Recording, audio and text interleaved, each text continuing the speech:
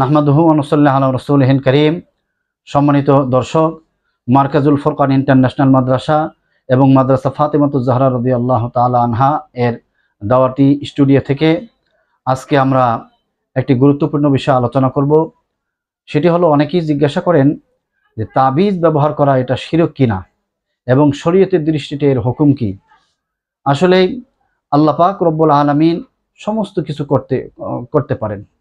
তিনি সমস্ত কিছু দান করেন এবং তিনি মানুষকে বিপদ থেকে মুক্তি দান করেন, রোগ থেকে মুক্তি দান করেন। অন্তরে এই ধরনের বিশ্বাস স্থাপন করে কেউ যদি তাবিজ ব্যবহার করে তাহলে এতে কোনো সমস্যা নেই। এমনিভাবে ঝাড়ফুঁকো, যেটাকে আমরা রুকিয়া বলে থাকি, এটা কেউ যদি করে এটা করা জায়েজ আছে, কোনো অসুবিধা নাই। বরং নবীজি সাল্লাল্লাহু আলাইহি ওয়াসাল্লাম এই রুকিয়া বা ঝাড়ফুঁক এটা নবীজি করেছেন এবং সাহাবা ইকরাম থেকেও তাবিজ ব্যবহার করা প্রমাণিত আছে।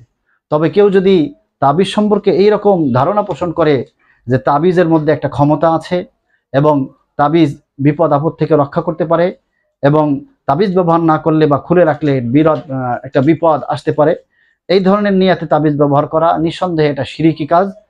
এবং বিশেষ করে এলেমবিহীন অজ্ঞ লোকেরা সাধারণত এই ধরনের ভ্রান্ত বিশ্বাস স্থাপন করে থাকে। এই ধরনের ভ্রান্ত বিশ্বাস নিয়ে তাবিজ ব্যবহার করা এটা অবশ্যই নিষেধ।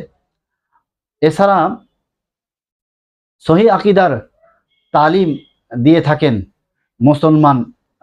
মুসলমানদেরকে ওলামায়ে কেরাম, এটা তাদের উপরে জিম্মাদারি সহি আকিদার শিক্ষা দেওয়া।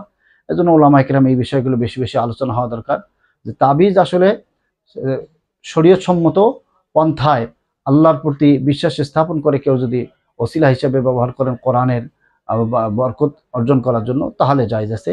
এছাড়া তাবিজকেই একদম মূল শক্তি মনে করা অথবা রুকিয়া এগুলাকে মূল শক্তি মনে করা যে এগুলারই ক্ষমতা আছে, এই ধরনের করা যাবে না। বরং আল্লাহ পাক রব্বুল আলামিন সবকিছু করেন, এগুলো হলো বরকত। এই বিশ্বাস স্থাপন করে এগুলো ব্যবহার করা যাবে।